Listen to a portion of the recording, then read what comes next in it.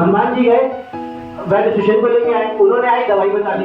अब दवाई तो हनुमान जी को पता नहीं थी, तो इस चक्कर में पहाड़ उठा के ले आए। तो कहने का मतलब सिर्फ इतना है कि सर जो मार्केट में हो रहा है कि मतलब कोई भी दवाई, कभी जीरे का पानी, कभी हल्दी का पानी, अलग अलग तरीके के नुस्खे अपनाते हैं। अगर हम वैद्य के माध्यम से लें तो बहुत ज्यादा अच्छा हो, उसका रिजल्ट आपको पेपर पे भी देखने को मिलेंगे। उन्होंने कहा तुरंत आप ऑपरेशन करा लीजिए। उन्होंने पूछा था क्या ऑपरेशन दे लगे, बोले 2-2.5 लाख रुपए लगे। हमने कहा और उम्र दवाइयाँ, बोले दवाइयाँ तो अलग से लगेगी। हमने कहा 21 दिन बचा है मेरी शादी का लड़की का, तो हम बारात में ज्वाइन कर लेंगे। बोले ये नहीं कह सकते। हमने कहा ठीक है, अगर नहीं कर पाएंगे तो बारात करके ही ऑपरेशन कराएंगे। तो बोले ठीक है, जब वापस आओगे तो ठीक नहीं कर पाएंगे। वहाँ से हमने शादी की, उसके बाद जून में 18 जून से हमने सर से हमने किया, सबसे बिल्कुल ठीक है सर। हमारे जितने मरीज जिसकी भी आपने रिपोर्ट देखी, पुष्पराज जी की सर 2 शब्दों में बात करेंगे तो फरवरी 2021 में हमारी वो कंडीशन हो गई थी कि बिल्कुल 1 सेकंड नहीं खड़े हो पाते। 1 सेकंड में अगर खड़े भी हो तुरंत गिर जाते। हमारे साढ़े साहब के यहाँ इलाज चल रहा था, डॉक्टर साहब के यहाँ किसी प्रकार से संपर्क हुआ, डॉक्टर साहब ने सारी रिपोर्टें देखी और फिर किसी हिसाब से हमको 20 दिन में देख कर दिया। समझिए हमने चमत्कार देख लिया कि आयुर्वेदिक में इतना चमत्कार है। हमको कभी विश्वास ही नहीं था कि हम दोबारा खड़े हो पाएंगे अपने पैरों में। वहाँ पे मैं आपका थोड़ा सा ध्यान केंद्रित करना चाहूँगा पुष्पराज जी की रिपोर्ट के दौरान।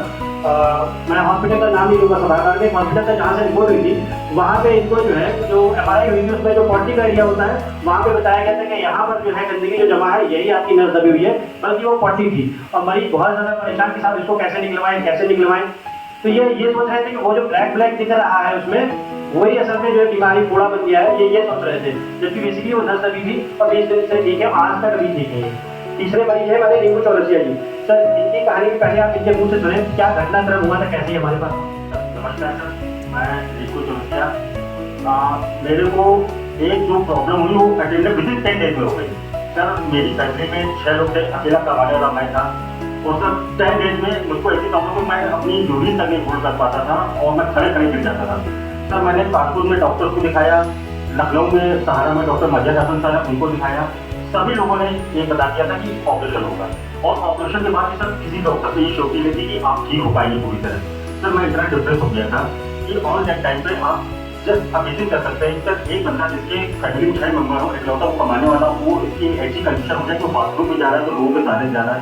मैं सर इतना डिप्रेस हो गया था कि मैं सर गंगा मैया किया था आत्महत्या करने के लिए। मैंने सर सुसाइड नोट बनाया, गंगा मैया से कूदने लगा। फिर उसी समय क्या हुआ, एक कपल आ गया, खड़ा हो गया, मैं 5 मिनट होगा, 5 मिनट प्लान कैंसिल कर दिया और मोहम्मद करा दिया। सर कुछ दिन के बाद नेक्स्ट डे हमारे फ्रेंड मुझको घर में ले आए, वो मुझको अपनी बाइक को बैठा के लेके गए सर के पास, सर को दिखाने के लिए। सर मेरे को एलोपैथी से तो पूरा विश्वास किया था। उन्होंने सर से मैं जब मिला तो सर ने मुझसे ये कहा कि आप मेरा केवल 10 दिन ट्रीटमेंट लेके देखिए, अगर आपको बेनिफिट होता है तो हम आगे कंटिन्यू करेंगे, नहीं तो फिर नहीं। सर मैंने 10 दिन की मेडिसिन ली, 5 दिन के बाद ही तब मुझको धीरे धीरे आराम मिलना चालू हुआ। सबसे पहले मेरी यूरिन होल होना स्टार्ट हो गई, बैलेंसिंग बनना चालू हो गई और धीरे धीरे आज की डेट में सर 2024 में ट्रीटमेंट स्टार्ट हुआ। आज की डेट में सारा काम कर लेता हूँ, सब कुछ। सर हर चिकित्सा की एक लिमिटेशन है, आयुर्वेद की भी अपनी लिमिटेशन है, एलोपैथ की भी अपनी लिमिटेशन है, यूनानी की अपनी लिमिटेशन है। तो बस हम तो ये चाहेंगे कि सर जो हमारी लिमिट में आ जाए वो हम जितना अच्छा कर सके हम कर लें। और जितनी भी इमरजेंसी है, मरीज कभी ये ना सोचे कि वो इमरजेंसी भी हमारे पास आ रहा है तो हम सब कुछ कर लेंगे, तो ऐसा हमें नहीं लगता है। तो दोनों जगह सारी चीज़ें अपनी जगह पे हैं। इसी के साथ में अपनी गाड़ी विराम देता हूँ। धन्यवाद।